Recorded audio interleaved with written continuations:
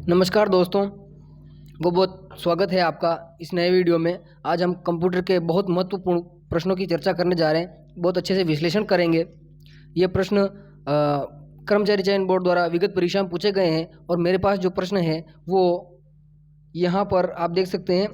ये विजय जो प्रकाशन है इसका एक मेरे पास बुक है, उस बुक से मैं बहुत महत्वपूर्ण प्रश्न आपको सोल्व कराने जा रहा हूँ। विश्लेषण करेंगे। हालांकि आपके पास में पेपर तो सबके पास में होगा, तो आपको सारे तथ्यों के उत्तर तो मिल जाते हैं, लेकिन विश्लेषण नहीं मिलता है। तो मैं आपसे निवेदन करूंगा कि वीडियो को पूरा देखें।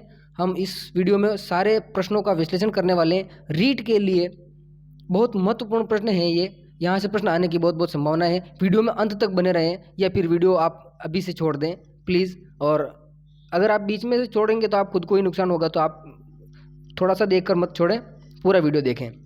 तो अपन इसका पूरा विश्लेषण करने वाले हैं।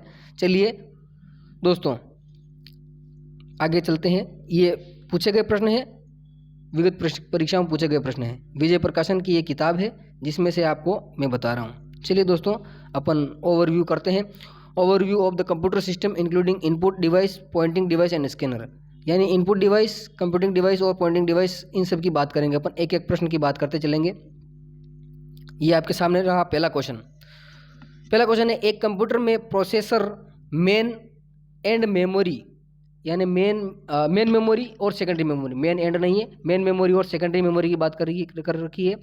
पावर सप्लाई एवं सहायक हार्डवेयर को रखा जाता है। किस में रखते हैं? आपको पता है कि ऐसा बक्सा होता है, ऐसा बॉक्स होता है जिसके अंदर एक मदरबोर्ड होती है। क्या होती है? मदरबोर्ड होती है। इस मदरबोर्ड के ऊपर मेन मेमोरी होती है, मेन मेमोरी प्रोसेसर होती है, सेकेंडरी मेमोरी होती है, और इस केस को क्या कहते हैं? सीपीयू केस कहते हैं। ये जो डिब्बा होता है इसको सीपीयू केस कहते हैं। और ये एक धातु का क्या होता है बताओ? बॉक्स होता है।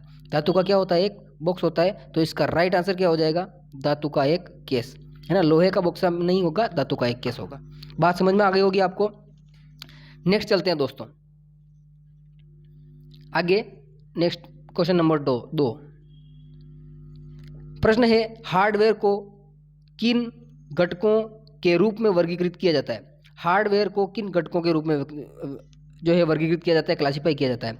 तो अब देखो, कंप्यूटर जो डिवाइस होता है, कंप्यूटर के दो मुख्य पार्ट होते हैं। एक तो होता है हार्डवेयर और दूसरा होता है सॉफ्टवेयर। अब ये जो हार्डवेयर होते हैं ना, ये तीन प्रकार के होते हैं। कौन कौन से होते हैं? एक तो प्रोसेसिंग डिवाइस होता है, दूसरा स्टोरेज डिवाइस होता है, और तीसरा इनपुट आउटपुट डिवाइस होता है। तो ये तीन प्रकार के जो है हार्डवेयर के भाग हो जाते हैं। तो आपको ध्यान में रखना है। इस प्रकार से इसका आंसर क्या हो जाएगा? इसका आंसर हो जाएगा उपरोक्त सभी प्रोसेसिंग डिवाइस, स्टोरेज डिवाइस और input and output device. Answer हो जाएगा डी। आंसर क्या हो जाएगा? डी। यहाँ पर मैं आपके सामने डी भी बता देता हूँ, ये थोड़ा सा छोटा कर देता हूँ। डी आंसर क्या हो जाएगा? उपरोक्त सभी। दोस्तों क्लास अपने दोस्तों तक जरूर शेयर करनी है, चैनल को सब्सक्राइब जरूर करना है। बहुत बहुत धन्यवाद, आप चैनल पर आए हैं इसके लिए। बहुत महत्वपूर्ण रहने वाली क्लास। नेक्स्ट चलते हैं दोस्तों क्वेश्चन नंबर 3 पर। आपको दिख रहा होगा, कंप्यूटर के मुख्य सर्किट बोर्ड को क्या कहा जाता है? मुख्य सर्किट बोर्ड, जैसे मैंने आपको बताया अभी, जो कंप्यूटर का मुख्य सर्किट बोर्ड होता है जिस पर सारे कंपोनेंट्स लगे होते हैं। कंप्यूटर के इस केस के अंदर एक बोर्ड होता है, इतना बड़ा बोर्ड होता है जिसके ऊपर सीपीयू लगा होता है, मेन मेमोरी, सहायक मेमोरी और अन्य फैन वगैरह सारी चीज़ें लगी होती है। इसको क्या कहते हैं अपन? इसको कहते हैं मदरबोर्ड। क्या कहते हैं? मदरबोर्ड कहा जाता है। आपको सबको पता होगा। डेटा क्या होता है? कच्चे तथ्य जो होते हैं, रॉ फैक्ट्स जो होते हैं, उनको डेटा कहा जाता है। सॉफ्टवेयर और हार्डवेयर कंप्यूटर के दो मुख्य भाग है। सॉफ्टवेयर ऐसे प्रोग्राम होते हैं जिनको अपन छू नहीं सकते, केवल महसूस कर सकते हैं, और हार्डवेयर जिनको छुआ जा सकता है ना, इधर उधर रख सकते हैं अपन। तो ये हो जाता है। इस प्रकार से आपको ध्यान रखना है। नेक्स्ट चलते हैं दोस्तों। Processor, main memory, secondary memory, power supply और सहायक हार्डवेयर जुड़े होते हैं। किससे जुड़े होते हैं? अभी वही बात अपन ने ऊपर की। कहाँ पे जुड़े हुए होते हैं? ये सारी की सारी चीज़ें मदरबोर्ड पे जुड़ी हुई होती है। कहाँ पर जुड़ी हुई होती है? मदरबोर्ड पर। मदरबोर्ड पर ही सारी चीज़ें जुड़ी होती है। सीपीयू हो गया, मेन मेमोरी, सेकेंडरी मेमोरी, और कोई भी चीज़ें, सारी चीज़ें सब की सब कहाँ पे जुड़ी हुई होगी? मदरबोर्ड पर। तो ये बात आपको समझ में आ गई होगी। मॉनिटर बार बार आ रहा है, तो मैं मॉनिटर के बारे में बता देता हूँ आपको। मॉनिटर एक कैसी है? देखिए, मॉनिटर एक आउटपुट डिवाइस है। कौन सा? सबसे पहले तो आउटपुट डिवाइस है। मॉनिटर एक आउटपुट डिवाइस है। दूसरा ध्यान रखना है, मॉनिटर एक सॉफ्ट कॉपी आउटपुट डिवाइस है। कौन सा? Soft copy. Monitor soft copy output device है। और दूसरा ध्यान रखना है, मॉनिटर के प्रकार की बात करें तो मॉनिटर के प्रकार कौन कौन से थे? देख लेते हैं अपन।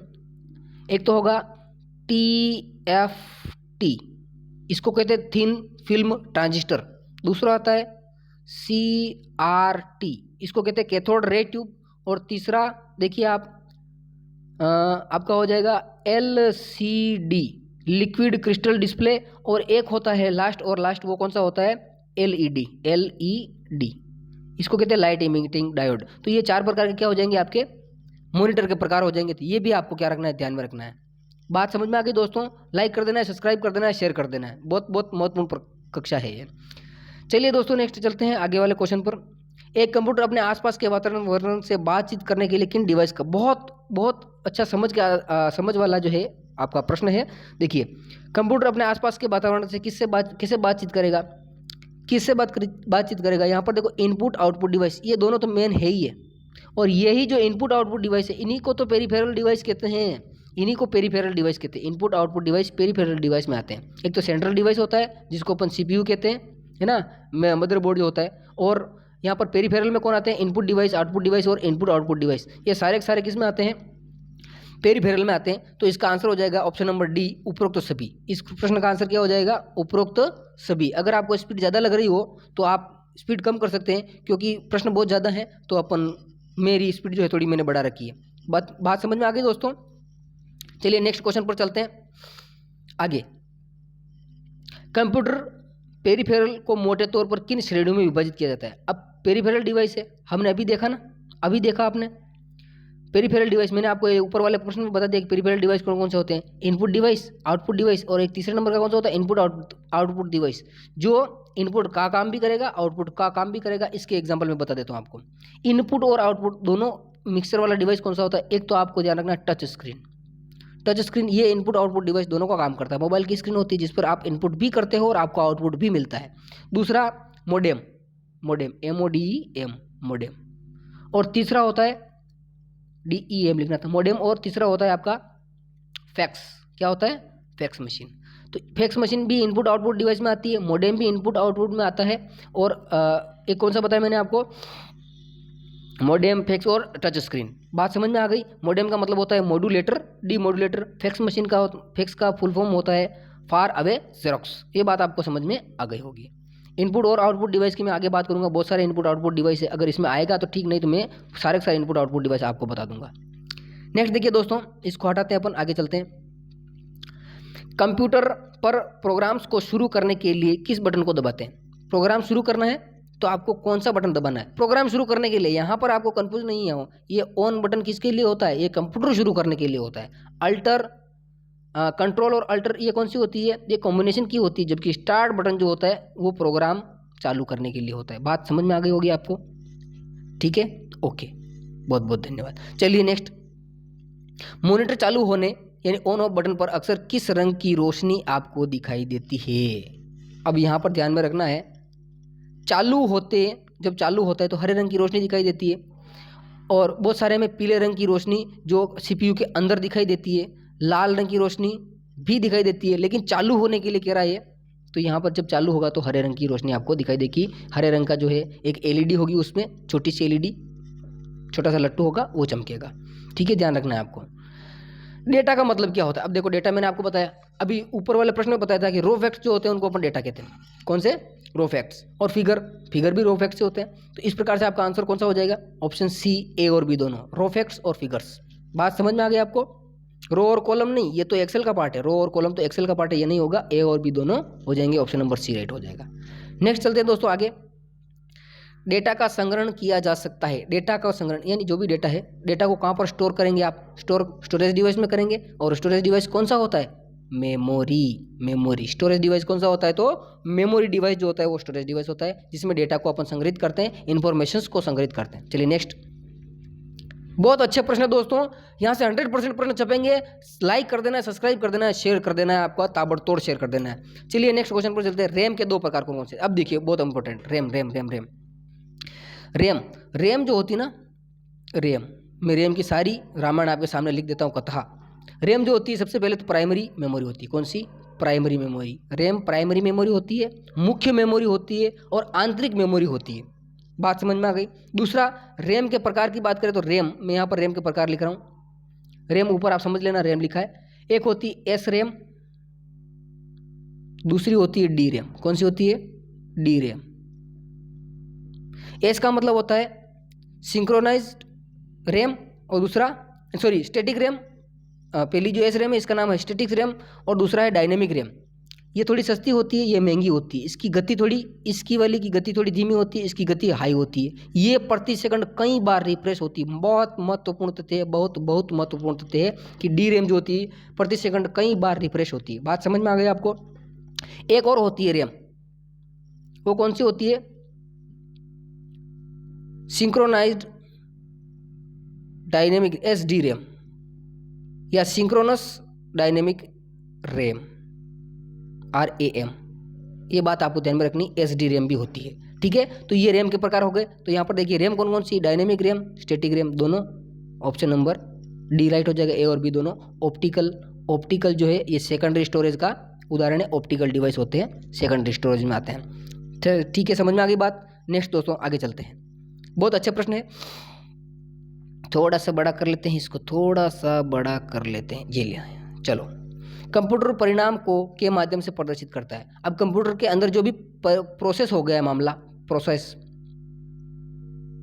जो प्रोसेस्ड डेटा है, वो जो प्रोसेस्ड डेटा है उसको कहते हैं अपन इंफॉर्मेशन। क्या कहते हैं? इंफॉर्मेशन। कंप्यूटर के अंदर डेटा प्रोसेस होने के बाद में वो इंफॉर्मेशन बन जाता है और इस इंफॉर्मेशन को कंप्यूटर हमारे तक किससे पहुंचाता है? आउटपुट डिवाइस से। किससे पहुंचाएगा? आउटपुट डिवाइस से। हमारे तक पहुंचाने के लिए आउटपुट डिवाइस होते हैं और हम अगर कंप्यूटर तक इंफॉर्मेशन डेटा भेजते हैं तो उनके लिए काम आता है इनपुट डिवाइस। बात समझ में आ गई क्या? समझ में आ गई ना? बहुत बहुत धन्यवाद। चलिए नेक्स्ट, ये प्रश्न है प्रोग्राम, थोड़ा छोटा कर लेते हैं। प्रोग्राम या सेट ऑफ प्रोग्राम का दूसरा नाम क्या है? प्रोग्राम या सेट ऑफ प्रोग्राम को क्या कहते हैं? सॉफ्टवेयर। क्या कहते हैं बताओ? सॉफ्टवेयर।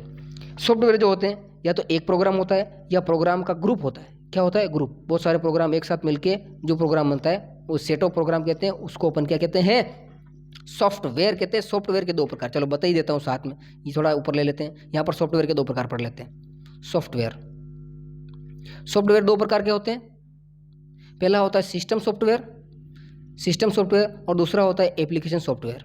ठीक है, एप्लीकेशन सॉफ्टवेयर। अब सिस्टम सॉफ्टवेयर जो होता है ना, सिस्टम सॉफ्टवेयर, ये सिस्टम सॉफ्टवेयर के 3 घटक होते हैं। सिस्टम सॉफ्टवेयर के भी 3 घटक होते हैं। एक तो होता है आपका ऑपरेटिंग सिस्टम, एक यूटिलिटी और एक होता है server SERVER server. Operating system, utility और सर्वर, ये तीनों किसके घटक होते हैं? तो ये सिस्टम सॉफ्टवेयर के घटक होते हैं। नेक्स्ट देखिए, दूसरा आपका कौन सा था? Application software. तो एप्लीकेशन सॉफ्टवेयर जितने भी आप यूट्यूब, इंस्टाग्राम वगैरह सारे मोबाइल में या कंप्यूटर में जितने भी सॉफ्टवेयर यूज करते हो वो सब के सब एप्लीकेशन सॉफ्टवेयर है। बात समझ में आ गई क्या? बहुत महत्वपूर्ण क्लास है। चलिए नेक्स्ट, यहां से हम इधर बात करेंगे। नेक्स्ट चलिए, दिख रहा है ना आपको? चलो दिख रहा है। कमेंट करना है आपको, अगर क्लास अच्छी लग रही हो तो कमेंट जरूर करना दोस्तों। नेक्स्ट देखिए, चलिए, सूचना प्रणाली के प्रमुख भाग कितने होते हैं? सूचना प्रणाली के प्रमुख भाग कितने होते हैं? तो सूचना प्रणाली इंफॉर्मेशन सिस्टम के 5 भाग होते हैं। कितने होते हैं? 5 भाग होते हैं। ऑप्शन नंबर बी यहाँ पर राइट हो जाएगा, 5 भाग होते हैं। अब सूचना प्रणाली के 5 भागों की बात करें अगर, तो यहाँ पर क्या हो जाएगा? एक तो सेंडर हो जाएगा, एक रिसीवर हो जाएगा, है ना, संदेश हो जाएगा, है ना, यानी जो आपका डेटा है, जो भी इंफॉर्मेशन है वो इंफॉर्मेशन हो जाएगी, और यहाँ से इसको चेंज करने वाला जो है कन्वर्टर होता है, एक सामग्री और भी होती है। तो इस प्रकार से सूचना प्रणाली के 5 भाग हो जाते हैं। नेक्स्ट चलते हैं आगे, हार्डवेयर को किसके द्वारा नियंत्रित किया जाता है? अब देखो, नियंत्रित करने की बात होगी, इसका इंग्लिश देखोगे ना आप पेपर में, तो कंट्रोल करने का काम कौन करेगा? देखिए, हार्डवेयर को नियंत्रित करने का काम कौन करेगा? हार्डवेयर को नियंत्रित कौन करेगा? जो सॉफ्टवेयर अगर होगा वो हार्डवेयर को नियंत्रित करेगा, यानी प्रोग्रामों का समूह होगा वही हार्डवेयर को नियंत्रित कर पाएगा, अन्यथा नहीं कर पाएगा। तो इसीलिए जो रोबोट होते हैं उन्हें प्रोग्रामिंग की जाती है, और प्रोग्रामिंग यानी उस रोबोट को नियंत्रित करने के लिए प्रोग्रामिंग ही काम आती है। जैसे आपने रोबोट 2.0 देखी होगी। ठीक है, मज़ा आ रहा है दोस्तों? मज़ा आ रहा है, बहुत मज़ा आ रहा है। और ये इस पेज के प्रश्न करने के बाद में अपन इस वीडियो को ख़त्म कर देंगे। अगर आपकी डिमांड होगी तो नया वीडियो भी लेके आएंगे इसके साथ में। ये जो है ना, ये एक टॉपिक के क्वेश्चन ही है, बहुत महत्वपूर्ण प्रश्न है, यहाँ से प्रश्न आएंगे, 100% आएंगे। चलो नेक्स्ट, फ्लैश मेमोरी, रोम, पी रोम, ईपी रोम इत्यादि किसके एग्जाम्पल है? फ्लैश मेमोरी, रोम, ईपी रोम, ये क्या है? अरे ये क्या है बताओ, ये क्या है? Non volatile memory. अब नॉन वोलेटाइल कैसे है? नॉन वोलेटाइल कैसे है? अब मैंने आपको जब मेमोरी बताई थी, बताई कि नहीं बताई? केवल रैम बताई थी। चलो बता देते हैं, चलो चलो चलो इधर बता देते हैं, ये लो। तो एक तो मेमोरी जो ही थी ना प्राइमरी, उसके दो भाग बताए थे, एक तो रैम होता है और दूसरा रोम होता है। तो रोम जो ये रैम जो होती है ये वोलेटाइल मेमोरी होती है, और रोम जो होती है वो नॉन वोलेटाइल मेमोरी होती है। तो अब ये जो है ना नॉन वोलेटाइल मेमोरी, देखो यहाँ पर मैं आपको इनकी फुल फॉर्म भी बता देता हूँ साथ में। एक तो फ्लैश मेमोरी है, एक रोम है। रीड ओनली मेमोरी रोम होता है, पी रोम का मतलब होता है प्रोग्रामेबल रीड ओनली मेमोरी होता है, और ई पी रोम का मतलब क्या होता है, erasable programmable read only memory. ये तीनों चीज़ें आपको याद रखनी है, और ये नॉन वोलेटाइल प्रकार की होती है, जबकि रैम जो होती है वो वोलेटाइल प्रकार की होती है। बात समझ में आ गई क्या? तो आंसर कौन सा हो जाएगा? Option number A. नेक्स्ट, प्रसंस्करण। अब यहाँ पर अंग्रेजी आप देखोगे तो आपको मजा आएगा। प्रसंस्करण मतलब होता है प्रोसेसिंग से जानकारी अर्जित करते हैं। कौन अर्जित? प्रोसेस करने के बाद में जानकारी किसको मिलेगी? यहाँ पर देखिए, डेटा, प्रसंस्करण डेटा से जानकारी अर्जित करते हैं। प्रसंस्कृत डेटा से जानकारी अर्जित की जाती है ना। तो information is adopted by datas, ये आपको ध्यान में रखना है, ठीक है। हार्डवेयर की मैंने बात कर ली, सॉफ्टवेयर की भी कर ली, लोगों से कोई मतलब नहीं है यहाँ पर आपका। चलिए नेक्स्ट, दूसरी पीढ़ी का मल्टीमीडिया कार्ड, जिसमें डेटा को लॉक और अपन क्या लिखा है, देखो मैं थोड़ा जूम आउट कर देता हूँ इसको।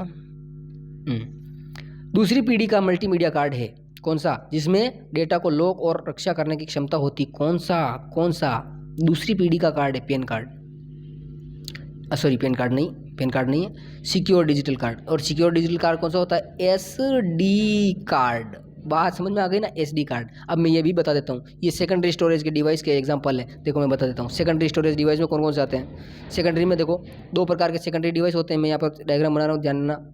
सेकेंडरी में दो प्रकार के आते हैं, एक तो ऑप्टिकल आता है, एक मैग्नेटिक आता है। ऑप्टिकल में सीडी डीवीडी जितनी भी चक्रियाँ वाली होती है, जितने भी नाम आ जाए, CD DVD, CD DVD R, जो भी आ जाए वो सारे ऑप्टिकल में आते हैं, ठीक है। दूसरा इसमें मैग्नेटिक में क्या आता है? एचडीडी आता है, एफडीडी आता है ना, एसडी कार्ड आता है, एसएमसी यानी स्मार्ट मीडिया कार्ड आता है, पेन ड्राइव आता है, ये सब के सब इसमें आते हैं। तो आपको ध्यान में रखना है।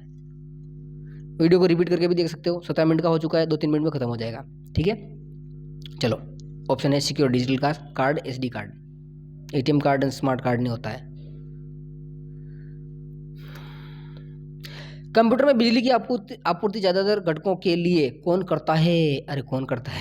ये तो सीधी सी बात है, सभी घटकों को कंप्यूटर की जो है कंप्यूटर को बिजली की आपूर्ति, कंप्यूटर के सभी घटकों को बिजली की आपूर्ति पावर सप्लाई तो करता है। कंप्यूटर में आप देखना, जो सीपीयू का केस है, सीपीयू के केस में ऊपर की जगह, पीछे वाली साइड में ऊपर की जगह एक बड़ा सा केस लगा हुआ, एक डिब्बा लगा होता है, जिसको पावर सप्लाई कहते हैं। यहीं से सारे घटकों को पावर की सप्लाई की जाती है।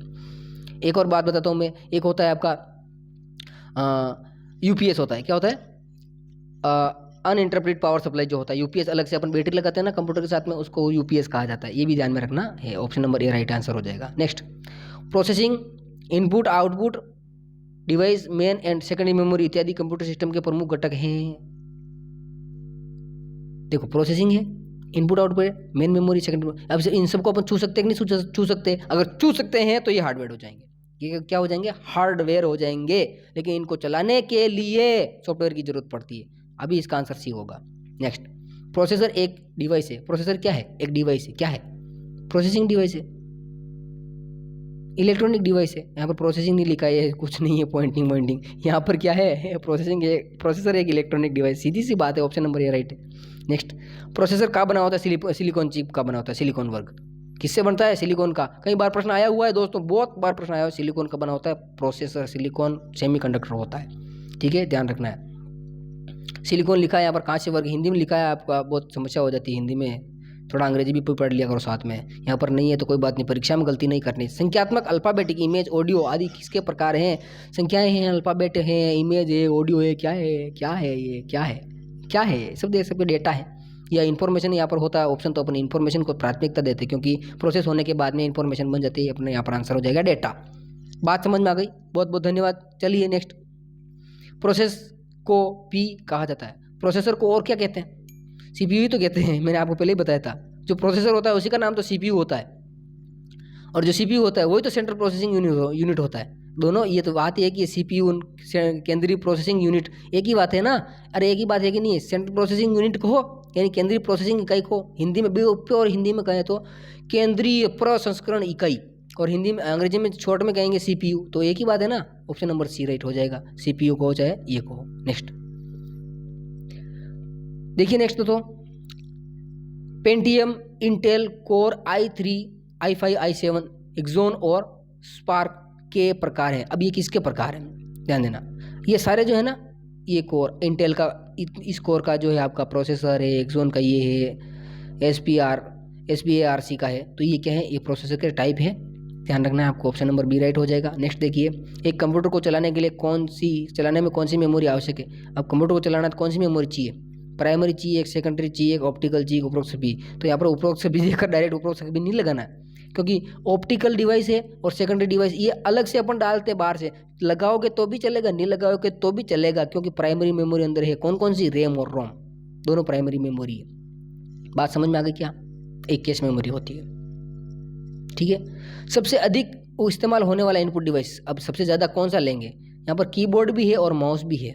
यहाँ पर ध्यान रखना है कि माउस के बिना आप कीबोर्ड से सारा वो काम कर सकते हैं, लगभग सारे, 100% तो नहीं, वो लगभग सारे काम कर सकते हैं। जबकि अगर अपन यहाँ पर माउस यूज़ करते हैं ना, अगर माउस की बात करें कि सबसे ज़्यादा इनपुट डिवाइस माउस है, तो माउस से वो सारे काम नहीं कर सकते जो अपन इससे कीबोर्ड से करते हैं। एक बात बहुत बताता हूँ, माउस का आविष्कार किसने किया और कीबोर्ड का आविष्कार किसने किया, एक का मैं तो बता देता हूँ, एक आप कमेंट बॉक्स में कमेंट करेंगे, और इसके बाद में वीडियो पूरा होने के बाद मेन कमेंट बॉक्स में, ठीक है।